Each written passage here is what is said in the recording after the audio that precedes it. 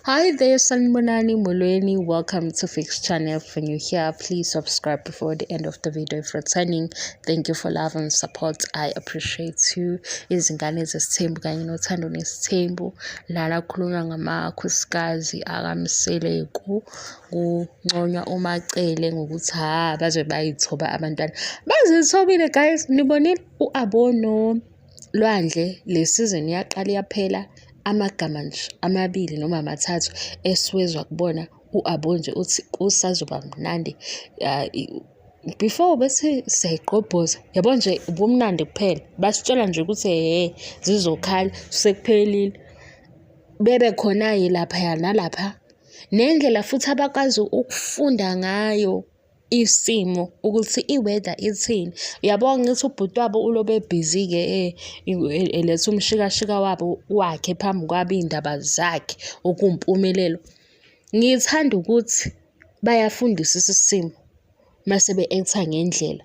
Uyabona ku-episode 9 kube khona la into eyenziwe umpumelelo ebi awkward lena ngesikhathi uSne ebuza ukuthi ba right yini. Uthi umpumelelo ba right bonke mayisejika lapha ekhomba uvuyo ethi kodwa ngiyazi ukuthi akekho right indaba yentombi emenza ukuthi angabikho right. Wasethi ke wena right uyabo ukubuza okunokudelela phakathi ngesikhathi uvuyo esethi ngi-right umpilo uTirelo uSne behleka ukuthi umpumelelo uphinde ukuthi uvuyo u-right ngoba esembhuqa. U-Abono Lwandle ngathi abayihlenga into engahlekisi bebebala lokho-ke ama-viewers ezingane zesithembu ukuthi no Macele siyabona imfundiso yakhe ey'nganeni zaze zathobeka iy'ngane. Nakuba-ke amanye ama-viewers leyo nto bethi hawu ngeke phela basinikeze ngisho u-2% noma u-5% esizokhuluma ngakho. Kodwa futhi asikwazi ukubaphoqa ukuthi bey'fake ey'ndabeni ezingabadingi ngoba abaphawuli kakhulu ukuthi-ke besacabanga ukuthi-ke benzani-ke bona eceleni-ke okungasathinti kumjolo ngoba phela ngeke siphoqe iy'ngane zonke ukuthi aziveze umjolo into etheni netheni.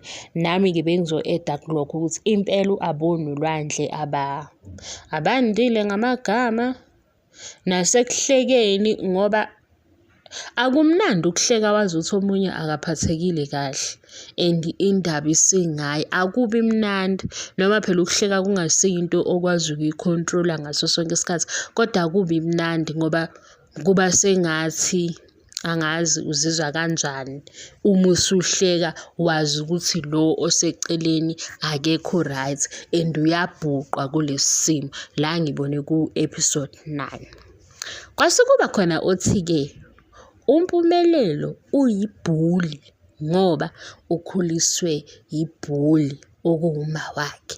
Uma wakhe yena uyi-silent bully.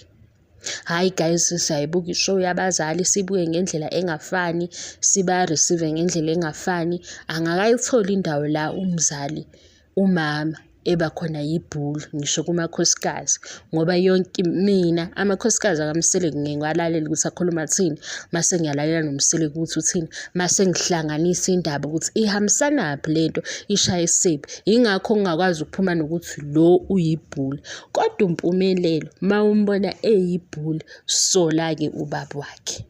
Yabo ngoba sibuka ishow le yampumelelo ngoba ehleli la abayedwa khona indlela enza ngayo ungathi la eceleni kwakhe kune-screen esiveza umseleku and wenza sure ngisho i-movement yakhe mayekhuluma ukukhipha amehlo. Yabo le episode ethi kuvuyo yamkela lento engiyicelayo hayibo wakwayibona ingane izame ngayo yonke indlela ukuthi ngifuna ukufana noba kodwa washo phela wathi-ke uMseleku omncane.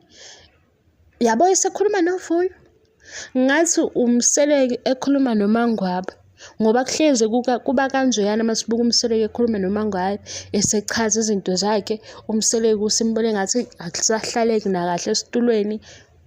Hayi Mawubona impumelelo enjani sola ubaba wakhe.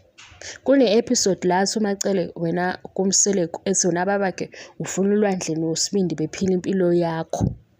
Kune-episode la uMseleku ethi khona anginikhetheli kodwa kuyofanele. Kune-episode la athi uMseleku iy'ngane ngiyayidinga-ke vele. Hhayi, mina angisazi ukuthi ngakubaleka kanjani kodwa kuMangwabe noMacele ngimshiye kumayeni ngoba uyena uma kaMpumelelo. Bakubeka ukuthi uMangwabe wakubeka wathi uSibindi nje izenzo zakhe, ubaba wakhe, yonke into. Waze athi ngisho naleli gama ukuthi isihlahla ngoba sisabalela amaqabunga kunjani. Ubaba wakhe. Ufaka abanye akhiphe abanye. Kusho uMangwabe. Siyambona uMangwabe ngoba phela yena unkosikazi okuhlezi kuthiwa useceleni. Ku-season 7 uMacele ehamba noMseleku bewalker, washo uMacele wathi into angayithandi ukuthi ubona uMseleku ephoqa ulwandle noSibindi ukuthi bephile impilo yakhe. Enye into-ke, ingane ene-role model ewumzali ngeke ukwazi umakhelwane ufike uphike uthi wena mntwana yeka lokhu. Yabo ingane ezoba nobaba oyisigebengu ngeke ukwazi umakhelwane ufike uthi le ndlela le iyabulala ngoba le ngane izokutshela ukuthi ubaba uyakwenza lokhu. Siyaphila ekhaya siphila ngalokhu. Yile nto kuMpumelelo akuyo. Khipha kuma wakhe eceleni. Noma ngabe umbona-ke eyisilent bully, mkhiphe eceleni. Ukuthathe ngokuthi uMpumelelo ufunda incwadi ephambi kwakhe. Noma singamemeza sithini sithi hayi bo, iy'khathi sezashintsha, kunezifo, lesipilo ogijima ngaso, uMpumelelo ubuka lento ephambi kwakhe. And lento ephambi kwakhe uyasebenza. Lo i-role model yakhe uphumelele. Indlela yena abuka ngayo ubaba wakhe nendlela thina esibuka ngayo ubaba wakhe ku-TV ayifani. Yingakho-ke manje khona lo msindo esiwubangayo siyawubanga ngokwe-TV show kodwa kufanele ukuthi sisho into engekho ngoba uMpumelelo ukuthi kubo kungena malini a month, baqalephi bayaphi, ukwazi okudlula mina engikhuluma nge-TV show. Kodwa-ke mawubona ukuthi izenzo zakhe ziseceleni, blame ubaba hhayi umama ngoba umama akakugqugquzeli. Nakuba umama ku-TV show evela ngama-episode awu-4 kodwa akakaze agqugquzele i-behavior yaMpumelelo. Usungasho nje ukuthi hhayi umama-ke akasiyo i-fave yami, kodwa-ke ungakhulumi iphutha ngoba la ivela khona washo ukuthi mncane mayeshada ejahile uzoxakeka asale nenkinga. And yonke lento umama yishilo sikuyo manje, seyenzeke kuyonke. Uyabona nje kube kuthiwa umama uyathanda ukukhuluma iphutha ngabe useyayibiza ngomprofethi ngoba washo ukuthi uMpumelelo uzothatha abantwana ekugcineni beze kimi engasenzi kahle. Akwenzekanga lokho, kwenzekile. uMpumelelo okwamanje usho lokhu. Uma sekuhamba isikhathi useyashintsha. Njengoba kuthiwa uyolobola, uzolobola kangake nale minyaka. Uselobolile uMpumelelo.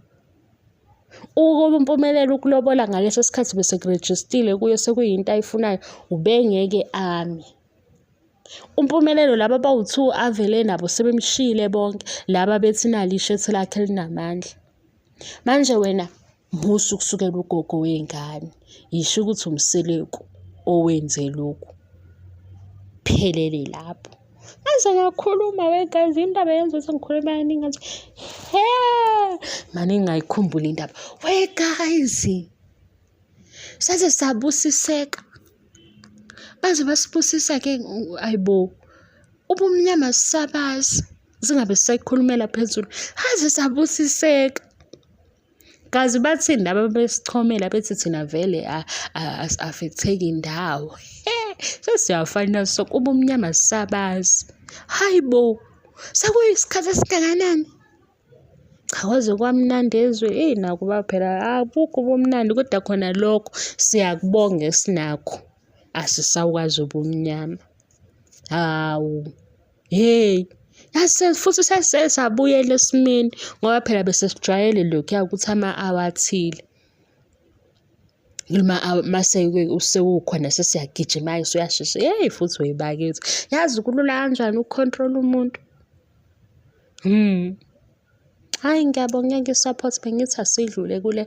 Cha, umacele ngisho kusizini 1 sisasho into efanayo, bathobekile abantwana. Kodwa-ke sebengazivezela noma okuyimisebenzi-ke abakwenzayo, uyabona? Into encanyana nje ukuthi kwenzakalani. Bengabe besethi hhayi kuzoba mnandi njalo, kuzoba mnandi sekuphelele lapho. Hhayi ngoba sona iy'ngane. Bye.